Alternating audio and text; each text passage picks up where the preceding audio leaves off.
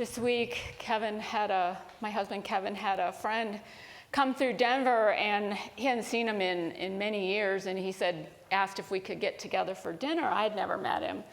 He brought his wife and his daughter's name's Molly. And we went to dinner in Larimer Square. And Molly just graduated from Boston College. So she's 21, 22 years old, and we asked her, what did she study? She said, well, she double majored in neuroscience and theology with a minor in faith, peace, and justice. I said, oh my gosh, that's amazing, and what's your plan? What are you going to do? And she said, well, I'm taking a year to be a volunteer in Los Angeles to work with people who are homeless. And she's working with the JVC, Jesuit Volunteer Corps, which I was curious about JVC, so I looked them up, and they're committed to spirituality, simple living, community, and social justice. And she doesn't get paid for a year, and she's going to be working with people who are homeless. And I just said to her, you give me so much hope for the future. Somebody with your credentials who's going to do that kind of work for a year gives me hope for the future. We need hope. We need hope for the future. So I am so glad that Columbine, and from all of your feedback in our focus groups, wanted us to look at other faith traditions, to look at different religions, and for better understanding, for greater awareness, to see how alike we are instead of othering them and making them different and wrong. We embrace our similarities and celebrate the differences, because the differences are variety. We want to remove those obstacles that stand in our way. Our ego wants us to say, our path is the only path. Our path is the best path. Our path, everybody should do it our way. But that's not how the world is. Today we're going to look at Hinduism, and we're using Paul John Roach's book, Unity in World Religions, for those of you that are new to this series. Hinduism is complicated and complex, and so many different beliefs and philosophies and ideas. It's the oldest religion. It's unknown. Comes from 2500 BCE to 5000 BCE. So we don't know how old it is, but it's old. And it's also extremely tolerant, that you can believe whatever you want to believe in Hinduism. You can follow any kind of way of life. It's the third largest religion on our planet, with about 1.2 billion followers, about 15 or 16% of the population. And today we have one of our newer voting members, who has had a lot of experience with Hinduism. And so I'm going to invite Kathleen Maynard up to tell you about her experience with Hinduism. Good morning. Kathleen. I just want to show off. I couldn't wear just one sari, so I have a whole bunch, and I'm going up here so you can really see. So I am so glad that you're here to learn more about Hinduism. When Reverend Sue asked me to share my own personal experiences, I realized that it started way back in 1966, when I took a college course on world's living religions. I have to confess that all I remember from the course is a whole bunch of gods and goddesses. The big ones: Brahma, Vishnu, dancing Shiva, Lakshmi for prosperity, Hanuman, the monkey god, Ganesh, the overcomer of obstacles, and more recently, the marvelous, wild, wonderful goddess Kali, who is the destroyer of illusion and ignorance. She's on the top of my list right now. Little did I know that 3 years later, thanks to Uncle Sam and the Vietnam War, I would find myself in a large Buddhist country in Asia, and later visiting India with my husband and 5-month-old daughter. Cows wandering everywhere, women in beautiful saris, the Taj Mahal, which is breathtaking, and Hindu temples practically on every corner with the sounds of chanting permeating the air. When we returned to the US in 1971, we were greeted by the Hare Krishnas at the LA airport. And I thought, wow, America has changed in the 3 years we've been gone. In 1983, we moved to Indonesia, the largest Muslim country in the world, and land of 13,000 islands. One of those islands is Bali, a tropical wonderland of beauty, art, and a gazillion Hindu temples. We watched women creating lovely daily offerings of fruit and flowers, which were later gobbled up by the dogs that wander around, like the cows in India.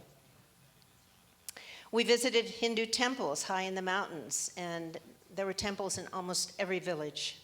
We attended a huge cremation ceremony in the making for 10 years because they gather sacrifices and offerings for their loved ones and then burn them all up.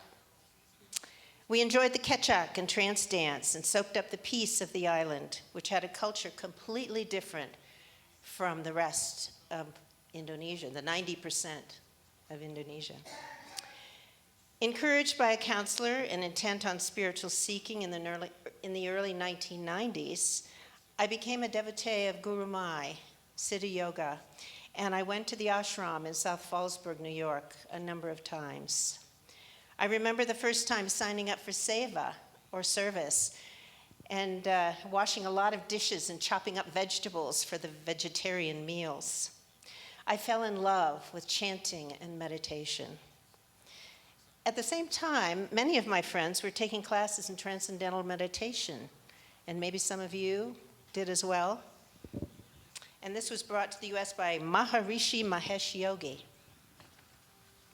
When I began energy work training in 1992 to become a Reiki master, we learned about wheels of energy in the body called chakras, which is a Sanskrit word, and practiced pranayama, breath work. I remember reading inspiring books by Ram Dass, like Be Here Now, and Paramahansa Yogananda's autobiography of a yogi.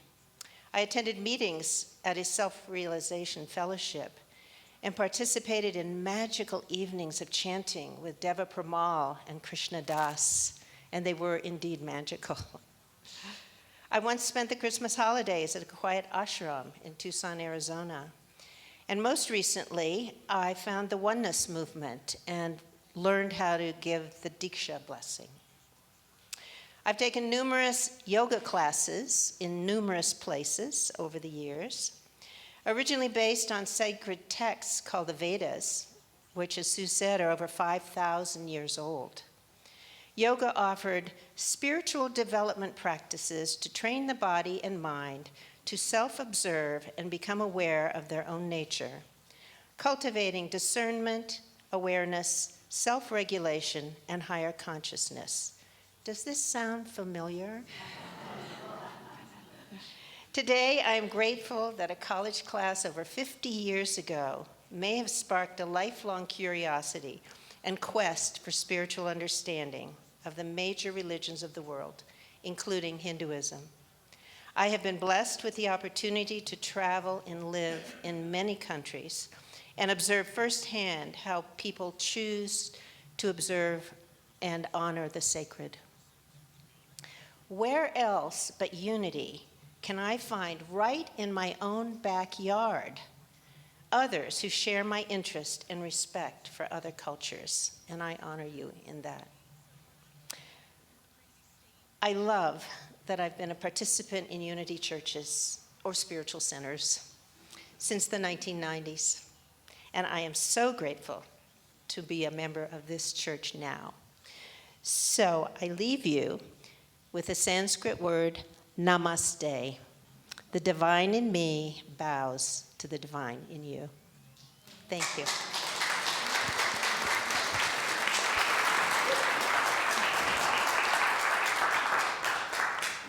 Thanks, Kathleen. A lot of experience with Hinduism. My own experience with Hinduism is very limited. I went to India in the early 1990s for a wedding in New Delhi. And the groom's family was from New Delhi, and the bride's family wasn't. She was American, and they were both living in America, in Michigan.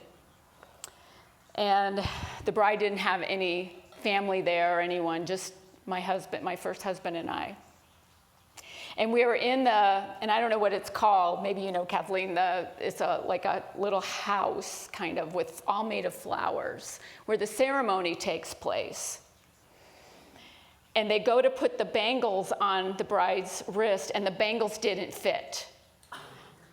Hold the ceremony, everything has to stop. We have to go to the jewelers. We have to get bangles that fit the bride. The bride has to have bangles. I didn't know what this was all about. I just Googled it this week because I never even knew back then. What did that mean? Well, this was the groom's mom saying the bangles didn't fit, stop the ceremony. The bangles are required by brides to wear, which signify the long life of the husband, good fortune and prosperity. Of course, the groom's mom was going to say, hold the phone. But it was a beautiful ceremony. It was in Hindi, the language of Hindi.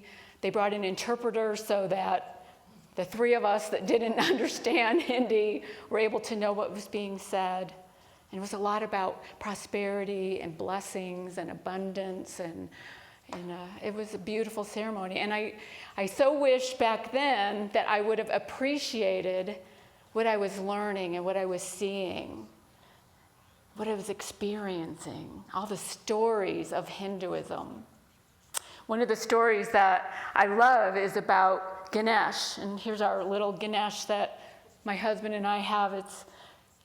We got it in Hawaii. In Kauai, there's a Hindu monastery, and we picked up this little Ganesh. Ganesh is the child of Shiva and Parvati, and Parvati Kathleen's mic, wanted a child. And she was about to take a bath, so she formed this child out of the dirt off her body and told him to guard the bath because Shiva was known for barging in on her during her bath time. And so when Shiva got to the bath and Parvati was in the bath, Ganesh stopped him, at which point Shiva, very angry, cut off his head. His mom comes out of the bath and is very upset about this. My child, what have you done? And so Shiva says to his servant, go get another head, the first head you can find that is facing north. And they brought a head back, and it was the head of an elephant. And they put it on the body, and that's how Ganesh ends up being an elephant head. We'll show the image up here. There's Ganesh, Lord Ganesh. He's got 4 arms. There's lots of different stories about how he came to be, and there's lots of different pictures of him. Some he has 8 arms, some he has 12, but in this one he has 4. One has a sword to release obstacles, to cut off those obstacles in their path. Another hand has a rope to rope us in to our higher calling. Another is holding sweets, because when you live a spiritual life, it's sweet. And the other hand is giving a blessing. Ganesh is called upon whenever we have obstacles in our way, whenever we're going to start a new endeavor, whenever we're going to start something new, whenever we need wisdom. He's known for being wise. Another one of the deities is Kali, as Kathleen mentioned, and I just love her. She's fierce. She's this dark blue woman. I don't have a picture of her. I wish I had a picture of her to show you, but she's dark blue and her hair is a tangled mess, and she's got sometimes she's got 4 arms. One arm is holding a sword, a bloody sword or axe. The other's holding a severed head, and the head represents the illusions that we need to sever. Sever those illusions. Get rid of ignorance. She's fierce and fiery. And she doesn't want us to spend 1 second being someone that we didn't come here to be, not being our true self. She's fiercely in love with truth and fiercely in love with us being our true selves. She's fiery. And if you think about fire, fire can burn, but it also can melt and soften and open hearts. And Kali is that amazing combination of both, that divine feminine that can be fierce and loving, the mother of the universe. These are just 2 of 33 million gods and goddesses in Hinduism. But I love how, if you read Reverend Paul's book, Unity in World Religions, and any of the readings that I did in preparation for this today, is that while there may be thousands or millions of gods in Hinduism, there's really just one. Kind of hard to take that in, but every god or every goddess is an aspect of the one. Brahman is the ultimate transcendence. There's really just this one God. And each of these goddesses or gods represent different challenges that we go through in life, or different questions that we may have in life. They are different aspects of us. Very similar to unity in that we have divine ideas, we have the 12 powers, we have attributes of spirit. There's one spirit, but look at all the expressions of spirit that there are. There's just one, even though it shows up in many different forms. And spirit, God, in Hinduism is not male or female, but just different characteristics of the one. It can be challenging to take that in. But that's part of one of our first unity principle, right? God is. We're going to be going through the unity principles and how Hinduism compares to our principle. Our first unity principle is there's only one power, one presence, and that's God. And so Hinduism has that one power, one presence with different aspects of it. The second unity principle is I am a spark of that divine. I have that divine within me.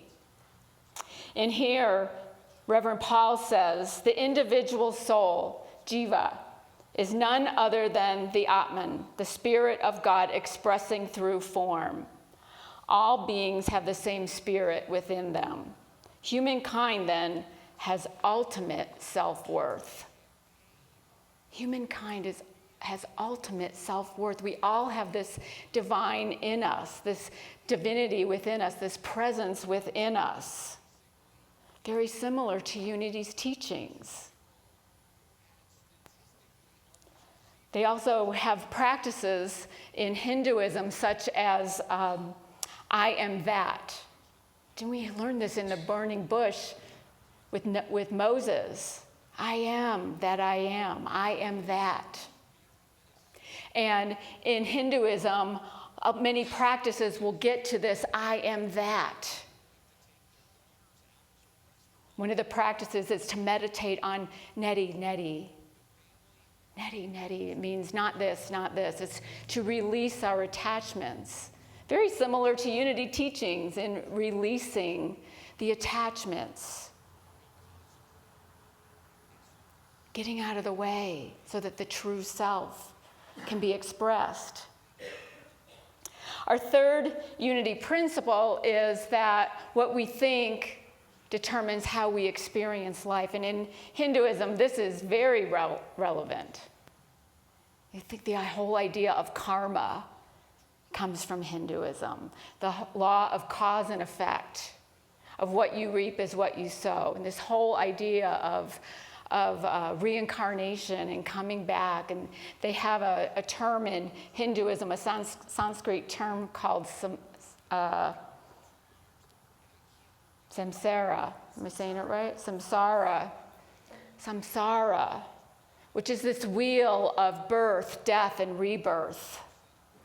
And true liberation, true freedom is getting off of that wheel, moksha, getting off of that wheel and no longer going through all those cycles. Very similar to unity teachings in that get out of our patterns. We have these patterns of behavior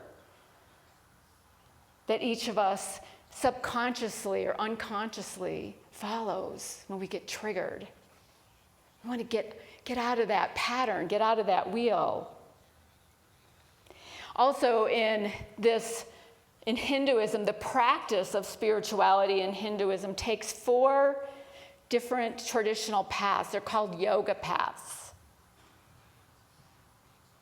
Yoga meaning union, to yoke with, to be in union with the divine. And these 4 paths are Bhakti Yoga, which is the path of the heart, emphasizing devotion.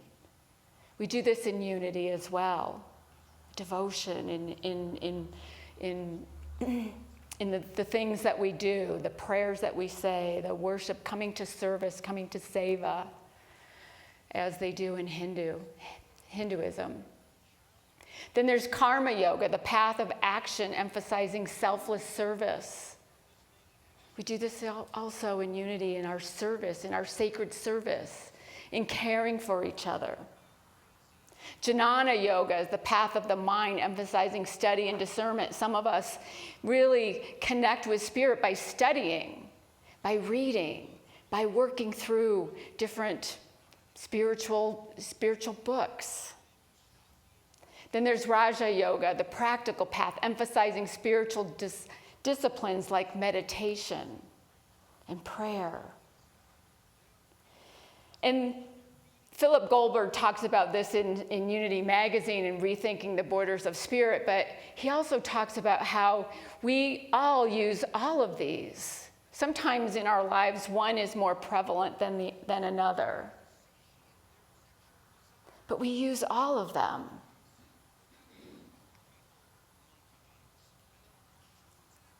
They can be used with any religion, and he calls it a trans-faith orientation. Instead of seeing all these different religions as separate and different, we could see them as all using these different ways of connecting with the divine. That all of us human beings are looking for more meaning in life, looking for there's got to be more than this. There's got to be more than this. He talks about there are many paths to go up the spiritual mountain. Think about the base of a mountain and how there's so many paths to get to the top. It doesn't matter which path you take, they all lead to the same place. And the closer you get to the top, the more the trails, the paths converge. But if you're down at the bottom and just circling around trying to get somebody to go up your side of the mountain, you're not really climbing. You're not really trying to get to the top. You're not trying to raise your consciousness. And that's the goal. The 4th unity principle is we use prayer and meditation to connect with or align with that divinity within. Meditation is one of the gifts of India to the world. The use of meditation, the use of mantras. Gayatri mantra is chanted every day by devout Hindus for thousands of years. And they say it in Sanskrit, but I've got it here in English for you. Om on the physical, mental, and spiritual realms. Let us meditate on the light of the sun, which represents God. And may our thoughts be inspired by that divine light. So similar to unity teachings, unity language, the light. And Om, of course, comes from Hinduism, which the essence of all spiritual practice and awareness. It's an essential affirmative impulse of the universe. And the fifth unity principle is it's not enough to study this and learn it. We have to act on it. We have to do something about it. And this is the karma yoga. This is that selfless service that we talked about. The seva, the social justice. This is a way of life for many Hindus. Gandhi is an excellent example of karma yoga and his selfless service to free the Indian people from the British rule. And of course, Gandhi was a big influence on Martin Luther King Jr., the civil rights movement. Gandhi is said to have read the Bhagavad Gita. I always trouble with that word every time. Bhagavad Gita and the Sermon on the Mount every day to inspire him. He says, live as if you were to die tomorrow. Learn as if you were to live forever. The words of Gandhi. So are you living as if you were die tomorrow? Are you living full out?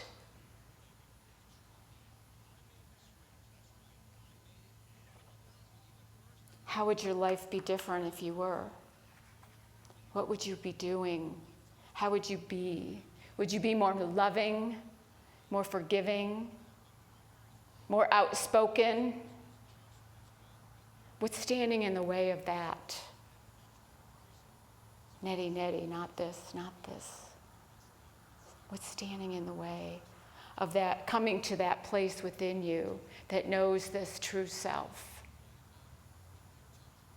Remove any obstacles, as Ganesh would have us do. Eliminate any illusions or ignorance, as Kali would have us do. Philip Goldberg, in his article in Unity Magazine, talks about try this as an experiment. Next time you're with some people who have different beliefs than you do, ask them to explain or describe their most memorable spiritual experience without using God jargon, without using any jargon that uses God or Jesus or Buddha or Krishna, and see what they say. Most likely they're going to say something like unconditional love, inner peace, abundance. It's removing the borders, removing the barriers between the different religions, finding that golden thread that's woven through all of them, that place of truth. When we do this, we will know oneness. We will realize that there are no others, only all of us, brothers and sisters. So it is. Namaste.